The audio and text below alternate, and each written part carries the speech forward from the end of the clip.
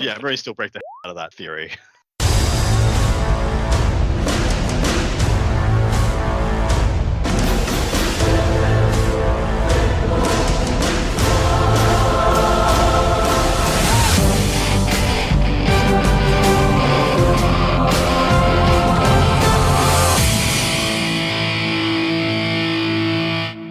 Auspex scan initiated. I'm picking up a podcast arriving. Wait. Designation. Forge the narrative. Hey everybody, welcome to Forge the Narrative. My name is Paul, your host. We are the Bella Lost Souls podcast. I'm joined tonight by Tanya Gates. Hi, everybody. Red Powell. Hello. And Adam Camilleri. Hey. Play 40k every day. Man, I feel like it's been a while since we heard that one. Yeah, They got to chuck it in every couple of months unannounced. Just that's how it goes. I was seeing how far you're going to take it out. I thought he was going to drag it out too. I was expecting. I was like, here comes a moment that Paul cuts about 10 seconds. You will never know. We'll never know how long the haze will continue. We'll keep it a mystery. How long were the haze? How long were they? Yeah, they'll never know if you cut out like the whole middle section of it. They won't. Look, I'll be honest. Sometimes I just bleep words you say, and they actually aren't bad. That's good. And as is tradition, I've gotten so good that at not swearing that I don't want to give the people the perception that I don't swear, because I want people to walk up to me in real life and be like, "Oh wow, that is vastly different to how he presents."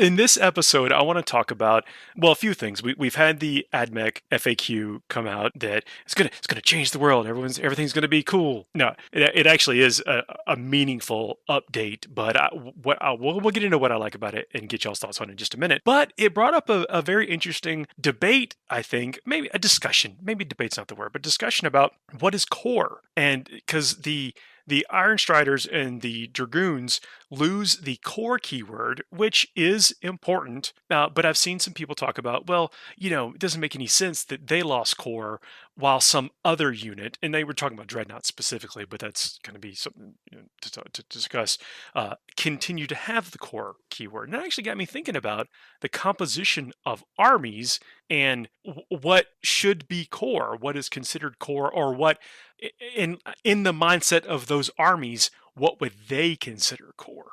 I think this is a really good thing. I mean, core. If we wanted to talk about the most meaningful change from 7th to 8th, it was, of course, the strip back of all the crazy Decurion detachment, but it was the inclusion of command points and the change in how we constructed lists. And now I think the core keyword is one of the most meaningful changes we've seen from 8th to 9th. So I think this is a great thing to unpack. And different, us playing different armies, and then Red being in the army. About what would be considered the army, right? I mean, so yeah, it's more of a concept than a game rule, but of course it translates in the game rule, and then the rules can't always just match the theme or whatever, for balance and stuff. And so there's a lot of things to consider here, and some armies, like, did Necrons go too far with removal of the core, or non-inclusion of the core word? And do Marines go too far, or are they right on brand? It's a great point. It's a great thing to discuss. And so I think we saw, if we want to cast our minds back to editions gone past, we've always had this kind of troops concept, this kind of mandatory, not quite a tax, but in some factions it can be, where you had to take a certain amount of X, Y, Z in order to function. You had to have at least your 2 troop slots, in some cases 3 troop slots, and we've kind of, with the way that the flexibility in our detachments now, that is not so much a thing. So if you've only started playing in the last 2 years or so, you may feel like it's less of a tax or a burden, but it very much used to be considered a tax for some armies. And if I'm putting myself in the design team's shoes, which is a lofty goal, please forgive me if this is entirely incorrect. And we saw that the direction that 8th edition was going with, we're seeing a lot of armies that just take a couple of Outriders or Vanguards or Spearheads. This new way of building where your composition doesn't have to include these things at all. You want to be able to attach some value to those things to make you want to take them again, or to attach some kind of that level of list building construction to your list still. And I think if you remember, say 5th edition, if you took a war boss on bike, you could take knobs and war bikers as troops. Yeah, I loved that. I loved it too. I think it was amazing. But that's kind of what this core thing is, So they bikers for Marines are core because theoretically you could if you took an outrider and you made your army all around an outrider, they would be the core of that style of list. You fell into my trap, though. Exactly right, but right into my that's the thinking. Yeah, tell us, go for it. Well, so yeah, just personally, what I was thinking is like in my mind, in the Marine Force, and even and this goes even if you follow it out to a dreadnought being interned into that sarcophagus, is that they're all Marines. Like everything, every one of them is a Space Marine. They just happen to be doing whatever job on the field. They happen to be wearing that armor, riding that bike, carrying that last cannon. They just almost like coincidentally happen to be doing that because they could do any job in the whole army. So are you saying, going one step further than that, are you predicting that every single model in the Custodes army will have the core keyword?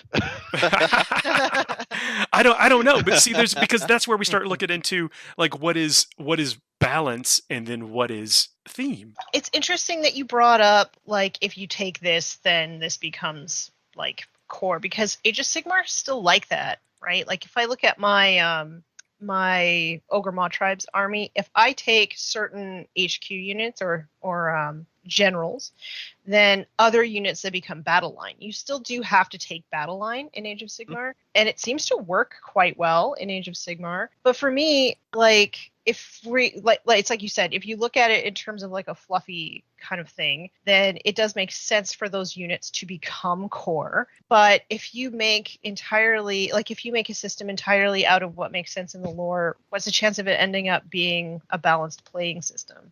It's a great point. Red, I know we've tried to bait you into the conversation.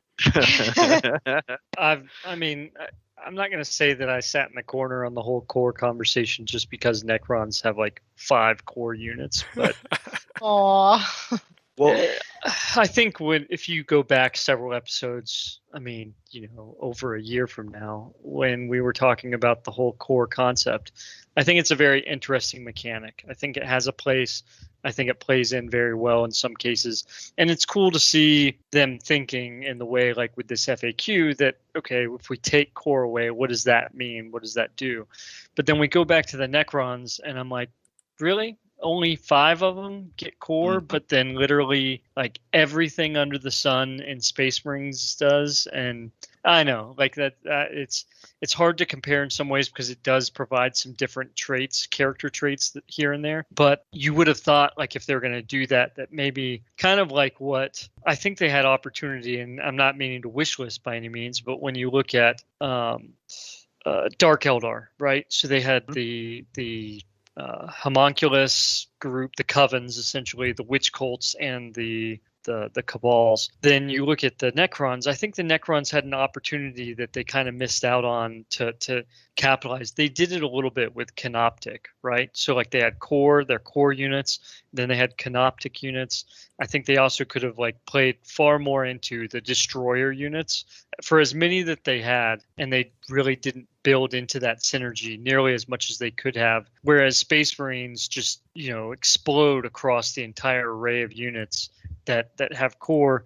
And so, going into this part where the FAQ and what they did with the Dragoons and what was the other one that they took the core away from?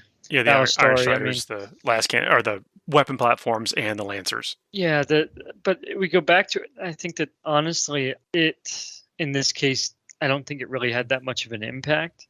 And so it's just interesting to see where their head's at in regards of what core means to them. And because I can value core all I want one way or another. But they really like it kind of, especially since they're the ones sitting there writing FAQs, how do they value core? What do they think it means to the game in certain ways? So taking core from them does remove some amount of the reroll one's ability from them and things that you can layer on them. Mm-hmm. It basically, where they could have a whole game's worth of like buffs, you've now gotten them to 3 turns worth of buffs instead of 5 turns. Right. By taking them out of the core puzzle. Sorry, Tina. Can I ask a question? Like, what do you think the core mechanic is supposed to represent in like a narrative kind of way of looking at the game? Because the original question was like, should some units or should some factions have more of it than others? Right? That's a great question. The way I see core is that if you were to put all the core units I don't want to use the term in the definition. If you were to put the units that have the core attribute on the table together, it would be, I think, representative of maybe what that textbook or narrative army would look like on any given battlefield. Yeah, look, that's fair. I mean, the core thing has become, yeah, it really comes synonymous with the viability of units. Like some people will say, "Oh, Ballistari are dead because they don't have core," and they'll just leave it at that with their thinking, rather than looking for other ways and means to add the efficiencies that they believe they've lost, or the reasons that they took that unit in the first place. Like case in point, Ballistari. I've seen and watched and played a bunch of games against, well, a bunch of games against Admech now, and like turn 2, turn 3, they weren't shooting freaking monsters and vehicles anymore. They're all dead, you know? And maybe that takes you one more turn longer now because you aren't perfectly efficient on every level. But that doesn't make that unit bad. Well, Ballastar is the perfect example of that. But in saying that, like, we're talking about the core keyword for stuff like, you know, eradicators or retributors. I think they're a good example because they're a fringe unit that you could make a case that like they shouldn't have those keywords because they're not like a mainstay, you know, like air quotes battle line. They're not a battle line. They're not a troop.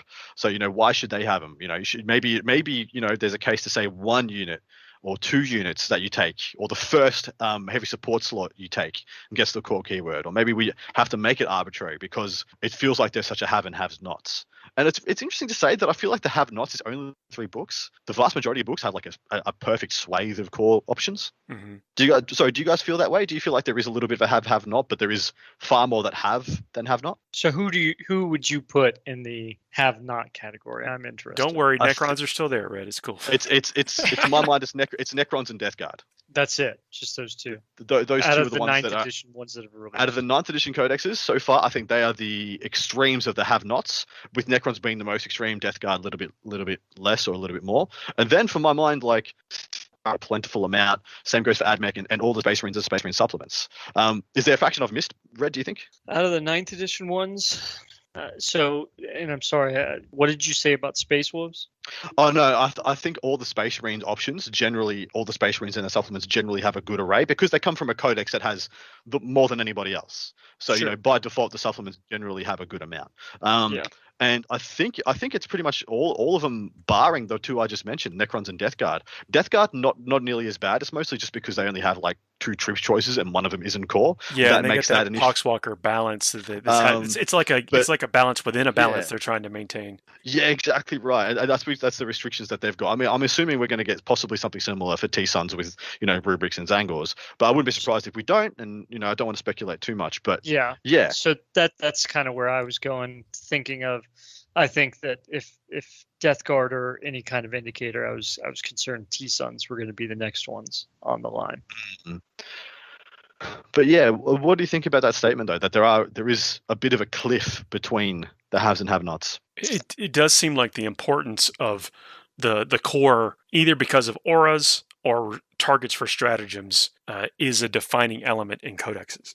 Yeah, I think it's a synergy piece that if the codex isn't making up for it in some other ways, I do think it is more difficult because core is a fundamentally, you know, it's a basic rule that's built in, and for a codex to take advantage of it, it's much easier for a player to really tap into, whereas you might have to work a little harder for a codex that doesn't.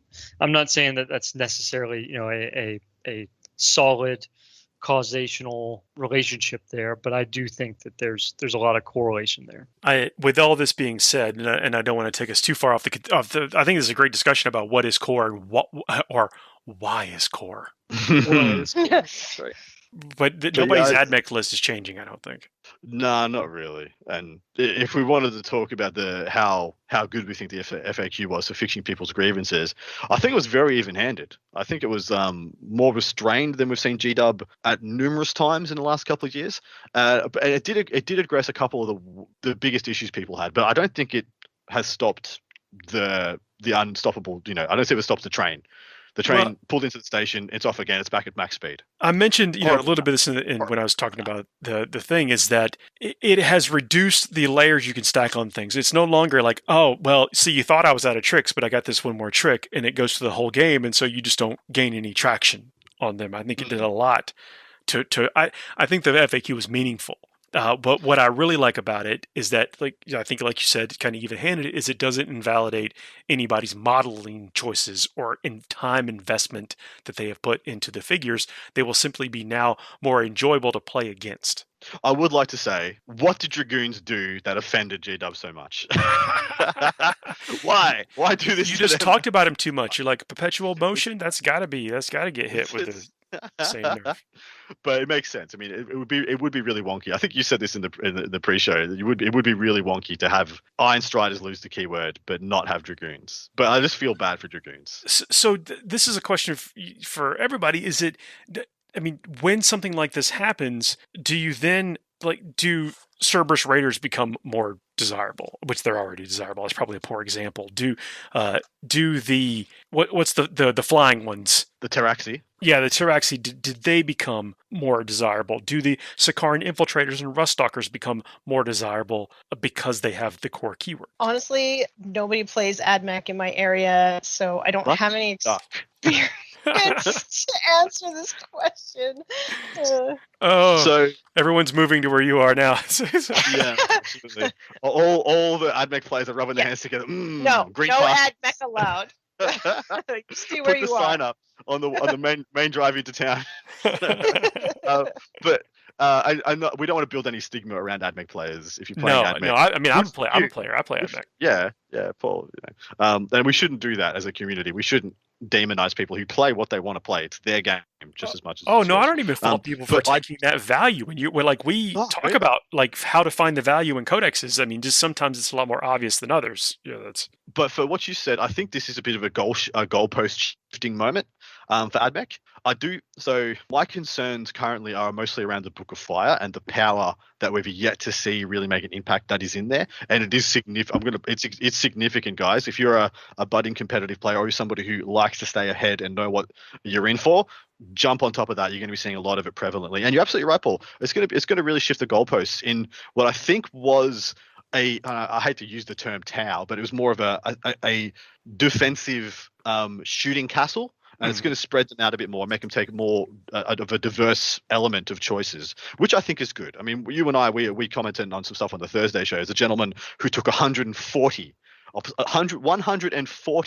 Skitari infantry and all rangers in Vanguard. And we were just like, how does this guy lose? That same army isn't that good anymore. Well, it's not as good as it was. So that same guy might be like, well, I guess I'm taking more of this stuff, X, Y, Z, blah, blah, blah, blah, blah, blah. But so he's playing the fringe anyway. He's trying to wring out all the value out of whatever this is, and has probably very little consideration for theme. Probably has very little consideration for the how the game is going to play past winning the turn, winning the rounds or whatever, which is fine. Though I think those fringe lists where that is the only consideration, they may change because that goalpost has shifted in that in that one specific category. And if AdMech players who are playing the most optimum thing before just have to take another one or two, less optimal or less perfect choices in their army, that's kind of good enough for me. That means I think this FAQ probably gets a pass. So I still don't think it takes them off the top of the mountain. I still think they're well and truly the best faction in the game, though. I actually think they're incredibly powerful.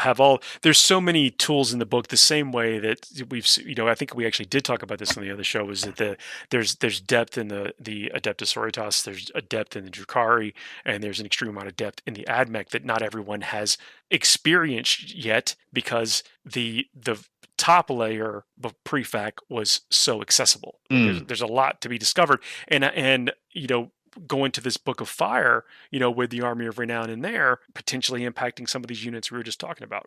Not because they have the core keyword, just because they are now on the menu, whereas you might have felt less optimal taking them before. Yeah, totally agree. But I think there's a huge swathe. The same as I think there's in Drukhari and in Sisters. There's a huge swathe of options that reside just under the best stuff. That I want to get those best stuff nerfed a little bit like this just had, just so we see all that huge band of diversity just opens up for everybody, and everything I think becomes a lot more exciting. For Pete's sake, let's sprinkle a little bit more core into Necrons. Yeah, I agree. Yeah. Red, if you could wave a magic wand, what would you, if you could put core on 2 units that aren't right now, what would they be? Locust Destroyers. Good call. Which is I know that's like a big push because like I'd argue, you know, some people might think that they don't really fit in there, but I think that would be awesome. I mean, really push them into the next point. And then the next one would flayed ones. Very good call as well. Yeah. And when you think about those and conceptualize what they are, what they translate as to other armies, that is your, you know, Plasma Inceptors, your Eradicators, your Repentia, your, you know, your Zephyrim for other armies, and all those ones, those 4 things I just reeled off, all have core. Yep, they sure do. And Yeah, so Tanya, I know you come at building lists a little bit differently than maybe like you're not trying. I don't get the sense that you try to just wring out every bit of efficiency. Does this concept of core and the layers of buffs, how much does it factor into your list making and your modeling choices? I'm going to level with you. For like 2.5 years, I played nothing but guard. So I just got my first codex that has core. Which one? Orcs. Awesome. Yeah. So like I literally just made my first list, like my first concept that I even had to take core into consideration. How'd it go? And was it a big deal? Was it a big deal breaker for you for some units or not? No, because most of the units that I wanted have core. Great when it works out that way. Right? Yeah. Like, how's that feel, Red? Must codex, be nice. Must honestly, be nice. honestly, like basically any infantry has core in the orcs, and like really feel like is it like that in the Necron book, Red? No, sure isn't. So When you're sitting there looking why not? I know when you're looking at flayed ones, you're like, how are these things that essentially you can tell they would benefit so much from a little bit more synergy, and the fact that they don't, it just blows my mind. Gotta get the Silent King to get your little robots act together. Well, Yeah, mate, really. you know, one of the reasons that the Silent King dropped off hellaciously was there's too many chickens. He's not a chicken fan, doesn't like it. He's not the Colonel's favorite customer. But you know, with things like the Ballistari, maybe we see a lot less of them. You know, hopefully that enables some of these more big centerpiece units to come back into the fore. Mind you, though, the chickens were it was a very good meta for Catan. Like a single Catan, you're like, one of your chickens gets value. The rest of them wasted. Yeah, that's true. That's true. Don't get me wrong. There are some other strengths. I mean, even at the Lone Star Open, you know, a Necron player took 4th. Dude. So I'm not sitting here saying that's, you know, the Necron Codex just isn't going to be there. You know, we talked about the shelf between the two, or between Necrons and Death Guard and everybody else. I do think that Necrons can be played well, and that they have some strengths that you can really get into. You just have to get there with it. I think they do have to, like in some of these codexes that we've talked about, they've got to walk a narrower line with their army list choices. But yeah, they can still do well and never discount the player of the list. That's for sure. And I know I'm just kind of poking you, Red, and I don't mean to. You know, other than the fact that it helps fuel this core discussion very well. Yeah, for sure. Yeah, it sure does. When you get to where kind of Necron's at, all right, you can't kind of fluff around with your army list, so to speak. I think that's what I'm kind of.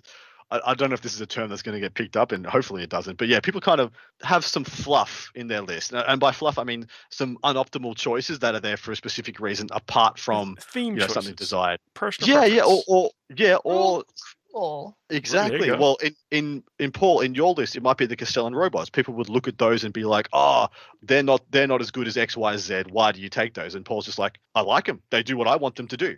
And I feel like Necrons, they're not quite at that level. They're like that's not a good enough reason almost. Which it sucks. It sucks. But you got to just take the best in slot, the thing that's best for the job that you need to get done. Yep. Yeah. Look at play the stats, not the unit kind of thing. Yeah. It's still up to you to decide what those jobs are. You know, you still have to use your skill, your nuance to figure out what those jobs are, and then play the game. Make your secondary. Yeah, exactly. I called I was lucky enough to call a couple of the games of that Necron player. He played phenomenally well, and he had a very well crafted list. Like he crafted his list knowing he'd be able to place terrain in a certain, you know, because that was one of the rules of this event. You had player place terrain. So he took a much more melee centric unit army, knowing that he could place terrain in such a way he could leapfrog from terrain to terrain and get aggressive and things like that. And worked out phenomenally for him. So it worked out really, really, really well. If anybody trying to figure out how to play Necrons at the moment, go and watch that. Especially he had one single Transcendent Catan, and literally I called it a masterclass of how that guy used a single Catan can. He wielded it exceptionally Just with well. his movement and using terrain and that kind of stuff. Yeah, that's nice. Yeah, and using it as a pressure piece that you can't get rid of in one phase in one turn. So if you put it over onto a weak flank where they don't have, a psyker and a both good melee and a good shooting unit, it can just dominate a flank by itself. I really liked that event and how it played out with some of the things. Now, look, you look at it, you look at some of the players, and you kind of have an expectations of who's going to do well. But this was really a study, I think, in people crafting lists for an event, for the situations that occurred in the events, and the way they did, I think, was very well. So it was cool to see how it played out that way, and I think that's how we should all approach those type of competitive events, really diagnosing what is good on that day, and then bringing in and executing well on it. Possibly a good segue topic, and maybe we want to do this after a break, Paul. But I mean, we talk about, and I think I've mentioned this or harped on about this a lot, especially at the start of 8th edition. When kind of the first couple episodes on this show, I used to harp on about it's really important in this day and age that you play a whole faction and not just one list. Not just one 2,000 point list of that faction. And I feel like what we're talking about with the core keyword and in army construction at the moment, it's even more important. And what you just mentioned then, he tailored a whole list for an event. So he has a big enough collection that he's able to just go, okay, this is going to be optimal here. This is going to be optimal here. That one's not going to be. That one's not going to be. So maybe that's something else we want to talk about. Let's take a quick break. We'll get a word from our sponsors, come back, and then do the rest of the show. FTN is brought to you by Discount Games Inc. Please visit them at www.discountgamesinc.com. And don't forget to ask Jay about ways to save even more on your hobby projects. And we are back. I still got everybody here. Thanks for joining us. It's been a lively discussion. Yeah. Doesn't take much for us to get going. We don't need a lot. Well, let's go back to, to Tanya's point, is that the orcs, and I haven't looked through and checked out all the core slots, but I kind of think an orc just wakes up in the morning and is just an orc, and maybe he drives the truck, and maybe he shoots the zap gun. And what if, Paul, he was completely reprogrammable by a leader robot that could just tell him anything that he wants him to do? I think they're just willfully not being core, trying to maybe make that's what it is for what they did. Okay, I'm sorry. I will get off my pillar of salt that I'm sitting on. I'm telling you, just get your act together as the whatever the Necron tier, whatever they were. Find the old one that you really irritate. Really had a axe to grind with. Make amends, and then everything can be right with your dynasties. Are you suggesting that the lack of core keyword is the Necrons paying penance for what they did during the War in the Stars? They're in timeout. That's rough. God. They got to sit on the second step for as many minutes as how old they are. So what's going to happen to Chaos Space Marines for their penance for the heresy? No, see, they're rebels. They get away with it. Aren't they the good guys? Oh, yeah, they are. I agree. Depends on which Dark Angel you ask. They're all good guys. Hey, after you guys, I gave a glowing review of the first Heretic. I finally managed to track this book down, and I started reading it last night. So I'm about 100 pages in, and it's really good. Argutal is babe. He's your favorite? Yeah, and how reasonable do they make Khan sound? I love it. You start reading about him, and you're like, this guy sounds like a reasonable man. And then you read about any of his 40k fluff, you're like, oh dear God, something changed. I don't think he's in the first Heretic. Is he in the first Heretic? I don't think he is. He is. Okay. He is, yeah. Okay. No spoilers, y'all. It's been so long since I've been to that one, but I'm bad. I'm glad you're enjoying it, because that series just gets better. I mean, the whole horror. I mean, it's a lot of books, but it gets better and better and better the whole way through. Okay. Well, this one's super good. So not a spoiler, Tanya, but Karn survives.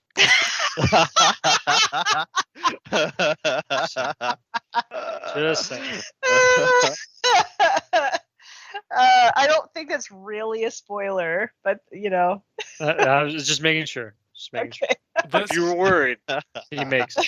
I know there was a bunch of stuff we wanted to talk about on the show, but we started talking about a list design and things that we didn't necessarily expect to do well.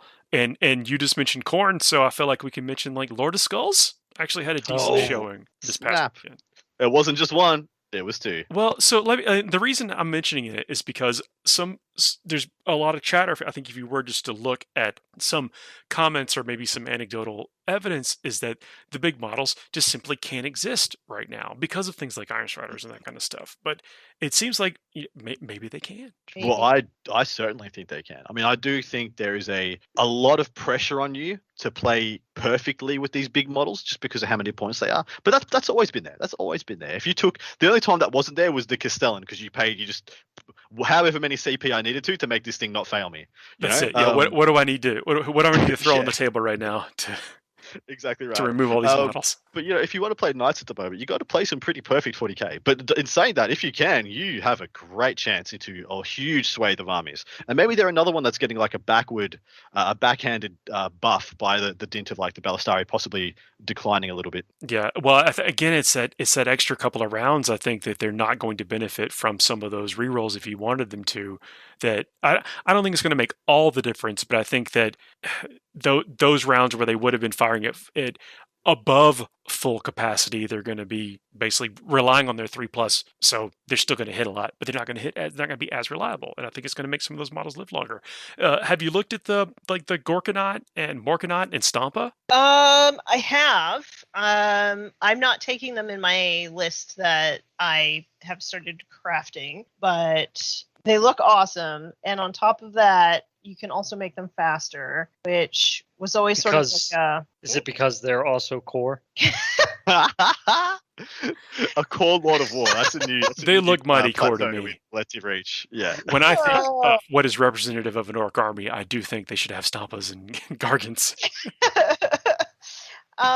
Yeah, but I mean, I liked them in the old codex. I think that they really just got better in the new ones. I mean, Lord of War kind of stinks, but it is what it is. But yeah, they're slightly better, and I really like that you can give them the custom job to make them actually be able to move a decent amount of inches across the field. There's a fair few. There's one that also gives them +1 to hit in combat as well. Like jump, they get pretty slappy when they get to that level, and it's just really funny that upon release, everyone was like, "Oh yay!" Orcs get knights, and it's taken them literally two editions to make them like a knight equivalent. I still think we're going to see orcs are another one of those things. I think we're going to see some big models hitting the table for kill rigs and that kind of stuff. And if you can slow down this or make this assault of, but I think all last cannon should be the damage capacity of these things. I think a D6 damage just does not get the job done, and it relegates a lot of these weapons to the backfield or the back burner, because you're always going to have your heavy weapons, long range weapons in the backfield. I mean, you're not going to take some of these things if they continue to be D6. I think these D3+3s actually makes them incredibly playable. And then maybe toning down a little bit of the buffs that could go on them, make them reasonable. That way they're powerful, but not too powerful. And they can keep some of these things in check, but not make it oppressive. It's interesting to me how I mean, in the same realms as core keywords. It's interesting to me how liberal and unliberal they are with some of these profiles. Like I think I pointed out in a previous episode how it's obvious that there's been a bit of a possibly a gap in design in 9th edition codexes because of the D3+3s. Like you have Space Marine las cannons which are D6, and then you have AdMech las cannons D3+3. You even have Drukhari equivalent las cannons in the Dark Lancers being D3+3. And yet you have a Doomsday cannon for Necrons being D6 still. But then they got the Entropic Lance that's D3+3. So it's kind of a weird thing to wrap my head around. Well, if everything's pointed appropriately, it all shakes out. But true, yeah. But I'm looking, and I'm not saying it is. I'm saying that there's a way you can have different profiles and stuff. But I think to even make them really effective, takeable in a competitive setting, and reliable, like when you fire this thing, you want it to have an effect. And with the way that it was going through the roll to hit, going through the roll to wound, going through the armor save, going through the damage roll, the outcome of your what is supposed to be this super weapon is minimal. So I love the D3+3, and I will say I'm not really bothered by the fact that I don't have this extra layer of buffs, because I think the stats of these things are still very viable, and I'm not trying to like evangelize. Us as people who want to optimize. Yeah. But isn't it funny? Yeah, we had a las cannon and a plasma gun. Didn't cost, for some armies, cost almost the same amount of points. For guard, they weren't too dissimilar. Well, sorry, a melter gun or a plasma gun is a better example. Apologies. And one of them was D6 damage. The other one was 2 damage, but the other one had 2 shots at 2 damage, and that 2 shots at 2 damage was better than 1 shot at D6, hands down, every single time. Not even it wasn't even close. And I think that the change that they made was the best change possible to make those profiles more relevant. I'm hoping we only see more of this, more profiles become more relevant, because there's still a bunch of like weapons that are languishing. I want the weapons to give you the outcome of what it looks like. Like if they're holding a big old gnarly thing, and it should give you a gnarly effect. Now you got the other. What's noisy crickets from Men in Black? I'm not saying you can't have those too, but I'm saying that we in 40k nothing can be too big, and when it is big, I want to see something happen from it.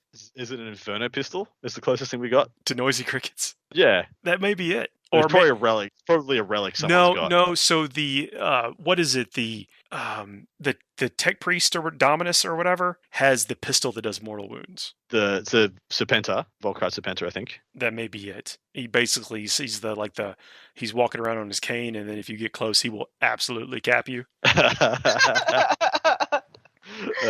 Love it. Yeah, the Volkite blaster. I don't know if you wanted to go down this rabbit hole of the core keyword in relation to like a real life army structure, but I'd be interested to hear if there is something Red's got to add to that. Is this something that is incorporated in real life military?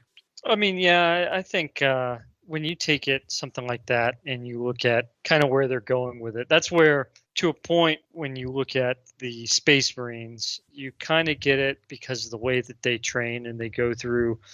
And I haven't seen too much about the Primaris Marines to be able to speak at this certain regard, but the Firstborn approach was that they started as scouts, and then they went and they became, typically by the Codex, they became Devastators, and then they were Assault Marines, and then they became Tactical Marines, right? And then you could progress into the veteran ranks from there, and you kind of see how the core development goes through that whole process. At least I think that it relates, and you can see where, okay, I've done this job, I have this experience, I can, you get a leader or something like that. And it's kind of, when you consider Space Marines, they do have this hierarchical rank structure and everything that it makes a lot of sense, in my opinion. However, when you start getting into some of the other aspects, there is a part where, when it comes to special forces or something like that, that you could see where they are elite and unique enough that what core does for them isn't necessary. And so I kind of expected there to be, as core was being rolled out, something like that, like a trade-off between units. Okay, it's so good, it doesn't need to be core to certain regards because it's just that, right? And then you could see some changes where maybe some advantages or capabilities, maybe they had the ability to link in and benefit from those commanding units. And I'd say we have that. I mean, when you consider some of these, so take a formation that trains together, right, in the real army, and then you have some of these attachments, and if they don't train with you consistently, they're just not on the same kind of level. And I'm not saying that they're not as good or they're worse or whatever. They just don't have that same synergy that the unit that has trained consistently together. And I kind of think that's where another way that you could really see how core is applied, and kind of how I saw it. That's not always the case, quite clearly, but I think that's kind of how I saw it playing out from real life. If you wanted to try and take that mechanic out of the game and relate it to something and how we go about things, I guess. So in order to make the game fit that a little bit better, I think that it would have to act more like Age of Sigmar. If you take this type of HQ unit, then these units gain core, right? Like thinking about the Astra Militarum Codex, the way that you describe it, if infantry squads have core, then unless you take a Tempestor Prime as your warlord, then all of the Scion stuff in that detachment should not get core, if that makes sense. Yeah, something along those lines, right? Because that's kind of, it's showing these core was to show this kind of synergistic effect. And I mean, really, when you go back to that article where they were introducing the concept of core, it was all about, okay, the ability for the leader to influence certain units because of this this or that, and we're not really seeing that. Like that logic doesn't track when you suddenly see that all of the units or the majority of the units all have core to whatever extent. And that's where I kind of thought, like the Necrons with the canoptic units, I thought we were going to see more. Okay, instead of core, it was going to be, so take like Deathwing. Like instead of core being affecting all of them, like there were going to be more Deathwing buffs, related buffs. Kind of, I thought that Space Marines were going to be something of an exception, I guess. A silly assumption on my part, I know, but I thought that the Necrons were kind of the demonstration of what core looked like at the for the general army, I guess you could say. Yeah, I thought it was going to be selective. I thought it was going to be, well, as soon as I saw Necrons, I'm like, oh, yeah, I see what they're doing. They're like, this is the way for making people want to take troops, rather than just playing Vanguards and Outriders. And then I saw Space Marines. I'm like, now I have no idea. Fair. Well, we solved the problem, or we solved the puzzle around that earlier. Yes, we did. Because they're in timeout. They're in timeout. Exactly. I like what y'all were saying, though, is that core becomes less of a force organizational slot concept and more of a assignable trait because of the leadership structure or the theme of the army or whatever. Yeah, I could be down with that. That'd be cool to think about. Yeah, I think there's a lot of great ways to go with it. I think, honestly. I would have liked to have seen. I want to see more of the 5th edition stuff come in. Like, no, you don't have core until you tick XYZ box, and then your bikers get core. Like you take your, Beast Snagger boys are a great example. What the Beast Hog Rider boys? You take the white orc or his equivalent on the red orc, but the war boss on Dino Squig, and they become core. I want to see, and that's what I was getting at right at the start, like an hour ago at the start of this. I want to see that more come into it, even though I get it. Like 9th edition's already a lot of bookkeeping. It's already a lot of things to juggle and keep in your head. But at least if this was true, this would be something you could just build into your list. You just have it on your list. Everyone can see it at the start. Yeah, you already make choices to be before the game starts. Yeah, that are I loved that stuff about editions gone past. Like, taking Tempesta Prime as your only HQ choices even in your guard army, and your Scions are still core. Stuff like that, Tanya, would be cool. Or Tank Commanders and Lehman Russes. Oh yeah. Let me also just caveat this: we are like full on in wish list mode. We're completely just well deep. sitting here. I'm up to my neck. Yeah. Up to my neck, guys. Yeah, nothing factual about what we're saying. Just simply discuss. Marinating on the concept of core and on the back of the AdMech FAQ of a couple. Well, I was gonna say a couple of key units, one key unit and one casualty unit. Losing the core keyword. But yeah, what I'm interested with the core stuff. I'm really interested to know with how they go with more of the elite armies. Stuff like Custos and Knights, things of those ilk. Like, where does core go with their Grey Knights as well? Actually, Grey Knights and T-Sons will show us a lot as well, because that's another small model range faction. They don't have a huge swathe of model options, unit options.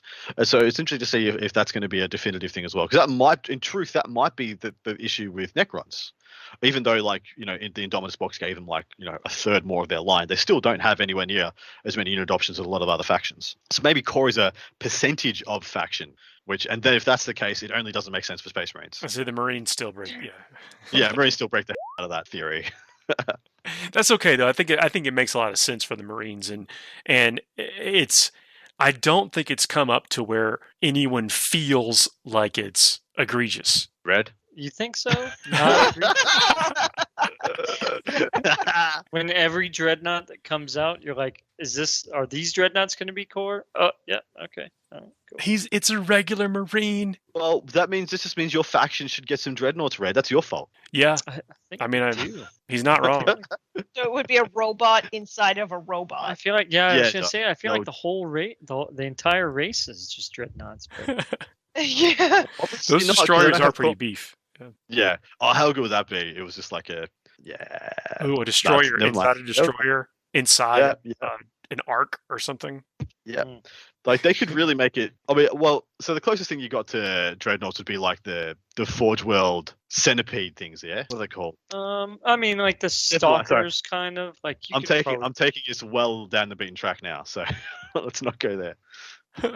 This is, I know, we're the Necrons. I mean, again, look, they just got fourth in a major tournament, so we're only giving them so much flack here, but we're talking about this whole concept of core, and yeah, we did pin it off the FAQ, and what does it even matter, and then what does it matter to armies, and then like what does it matter to the edition?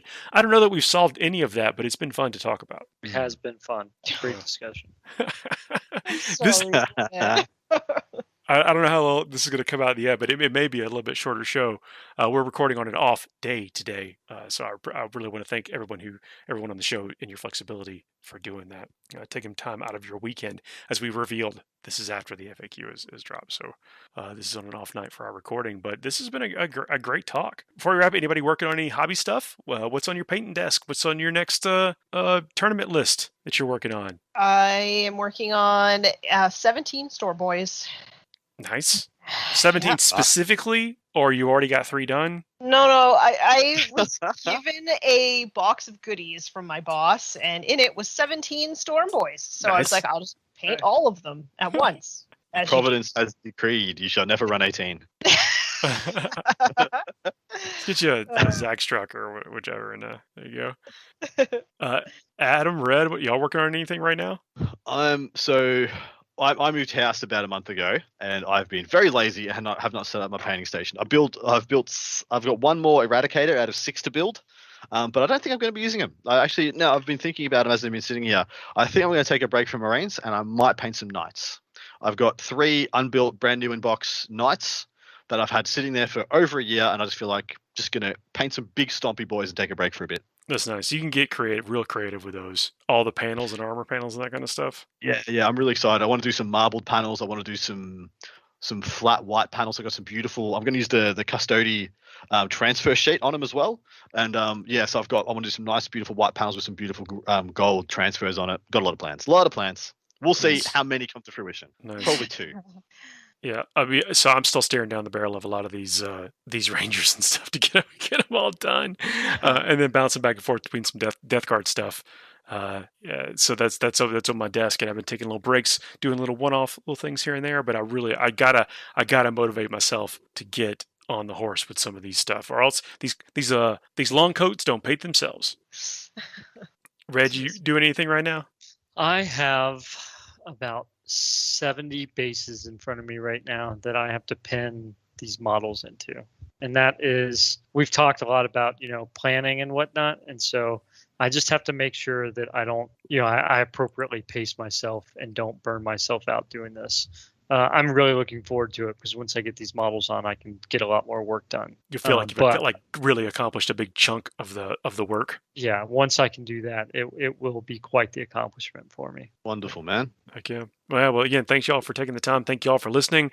Please do not forget to like, share, subscribe, leave us 5-star reviews anywhere you can. Leave comments on YouTube. I've actually, there should be a couple of videos going up at once on the YouTube if you find us there, because it didn't make it up. It's gonna make it up this time, though, I'm sure. We really appreciate the interaction. It's one of those ways that other people can see and also interact with us, and helps spread the show. Thank y'all for listening. Love your work, guys. Sweet. Take care. Thanks, everybody. See y'all next week.